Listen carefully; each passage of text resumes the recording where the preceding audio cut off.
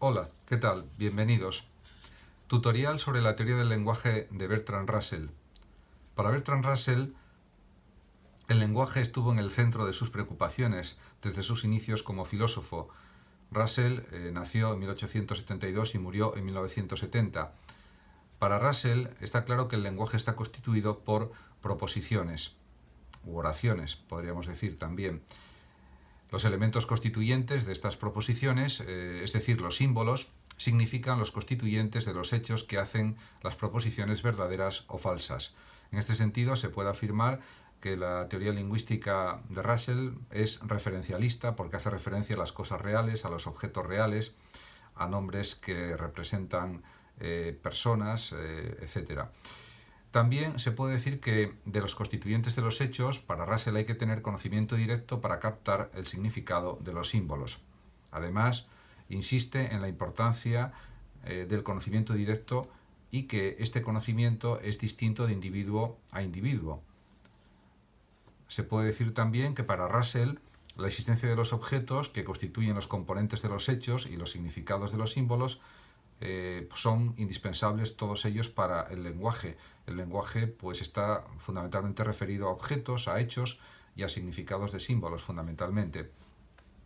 Es cierto que en su juventud fue un pensador idealista, un filósofo idealista, después evolucionó hacia un cierto realismo filosófico. También hay que considerar que Bertrand Russell fue un gran lógico, matemático. De hecho, por sus Principia Mathematica, que es un tratado de lógica formal, de lógica matemática, es muy importante en la historia de la filosofía y en la historia de la lógica. Y él, por supuesto, distingue, como otros pensadores lógicos, entre lenguaje natural y lenguaje formal. El lenguaje formal es mucho más riguroso, preciso, pretende ser exacto, es el que se usa, por ejemplo, en la lógica, en las ciencias duras, en las ciencias más precisas. Y luego está el lenguaje natural, que es el que se habla todos los días en las conversaciones cotidianas, que es más ambiguo, más impreciso. De todas maneras, el propio Russell insistía en que paradójicamente el lenguaje, para ejercitar su función de comunicación en el habla cotidiana, pues tiene que ser pues en parte ambiguo, en parte impreciso, porque si no, pues podría haber más equívocos. En cambio, en el uso científico del lenguaje se requiere pues un lenguaje especializado, una jerga especializada, un lenguaje formal, como es el caso, por ejemplo, de la lógica, de la biología, de la química, etcétera, y de otras ciencias. Realmente, en cuanto a la teoría de las descripciones definidas, en relación con la teoría del lenguaje de Russell, se puede decir que las descripciones definidas incluyen todos los términos que comienzan con el o la, y a veces incluso pues nombres también. Algunos ejemplos que se podrían citar de descripciones definidas son la estudiante más alta de la clase, el estudiante más alto de la clase, el primer simio en viajar al espacio, etcétera, etcétera.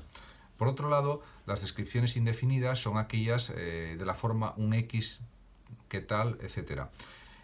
Es verdad también que Russell tuvo distintas críticas por parte de otros filósofos, como por ejemplo por parte de Strawson en el año 1950, y una de las principales objeciones que realiza Strawson a los planteamientos lingüísticos de Russell, a su filosofía analítica del lenguaje, a su teoría de las descripciones definidas, es que, según las descripciones definidas no pretenden que su objeto exista, sino que meramente presuponen su existencia. En cualquier caso, hay que enmarcar la teoría del lenguaje de Russell dentro de la filosofía analítica del lenguaje. De hecho, pues tuvo como compañero y discípulo a Wittgenstein, que también es otro de los grandes creadores de la filosofía analítica del lenguaje, del análisis de los términos, de las frases, de las oraciones. También es cierto que hay una influencia del referencialismo de Frege, con sus obras, y en este sentido pues la línea de Frege está presente también en los planteamientos de Russell. Por lo menos es un referencialismo en cierto sentido que continúa el de Frege y el de otros filósofos. Muchísimas gracias por su atención y hasta mi próximo vídeo.